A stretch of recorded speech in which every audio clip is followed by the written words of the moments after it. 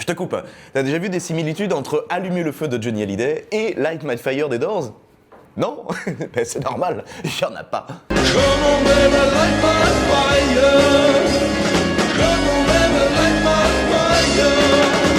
On est en 67 et c'est sur l'album The Doors. Le groupe sort d'abord en single Break On Through to the Other Side. Quelques mois plus tard, c'est finalement Light My Fire qui mettra le feu aux poudres. La longueur de la chanson, 7 minutes, contrariera sacrément le label qui exigera une version sans solo. Bon, malgré ça, les radios préféreront la version d'origine.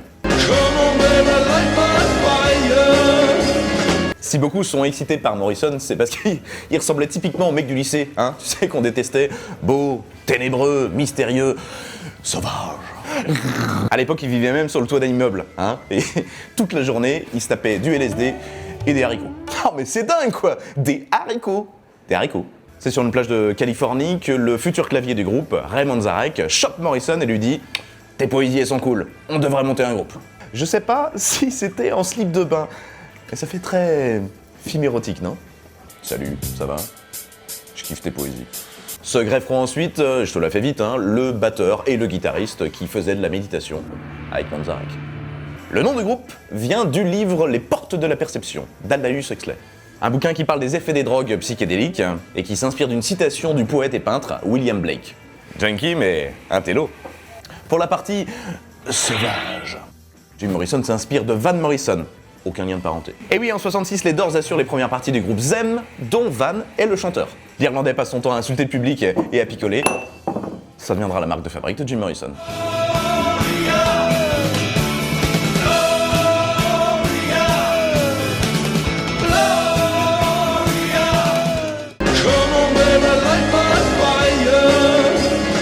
Selon le clavier du groupe, Ray Manzarek, la musique de Light My Fire est inspirée du titre Blueberry Hill de Fats Domino.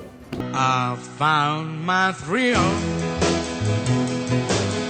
on Blueberry Hill. Je suis d'accord avec toi, c'est pas ultra évident au premier abord. N'ayant plus de bassiste, Ray Manzarek joue de la basse sur son clavier avec la main gauche et le reste avec la main droite. Basse qui a ensuite été doublée par un musicien en studio. Bon, difficile de savoir qui c'est, hein, puisque rarement les musiciens de session étaient crédités sur les albums. Ah, détail étonnant, jusqu'au Remasters de 2006, seuls les 45 tours singles d'origine étaient diffusés à la bonne vitesse et sur la bonne tonalité. Ça veut dire quoi? Ça veut dire que l'album lui-même, les CD, les cassettes, enfin tout ce qui a été produit avant cette date était quand même plus lent de 3,5%. À croire que le groupe était encore en pleine descente. Elles ont en partie été écrites par le guitariste, hein, Robbie Krieger.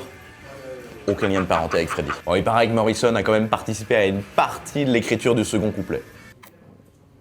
Bon, pour les textes, hein, rien d'exceptionnel.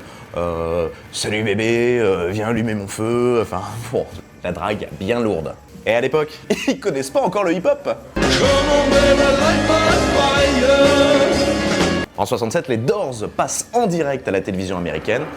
C'est dans le Ed Sullivan Show. C'est lors de ce séjour à New York que Joel Brodsky réalisera la fameuse série de photos de Jim Morrison, torse-poil.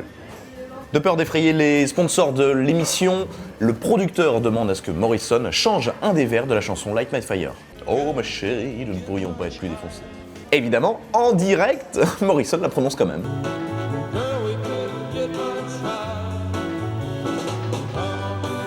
Bon, il dira que c'est le stress qui lui a fait zapper la consigne.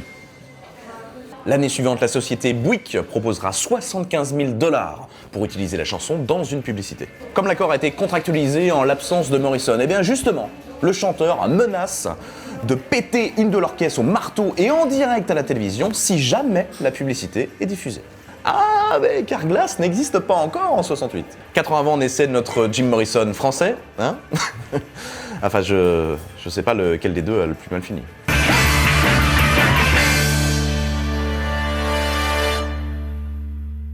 Alors, on a découvert beaucoup plus tard dans ses carnets que Jim Morrison détestait cette chanson. Hein. C'est con, c'est la dernière qu'il jouera finalement sur scène, hein, à la Nouvelle-Orléans en 1970. Voilà, Jim Morrison vient d'avoir 27 ans et il décédera 7 mois plus tard. Non mais la drogue, c'est vraiment la porte ouverte à toutes les fenêtres là. Abonne-toi, toi. Abonne-toi, baby.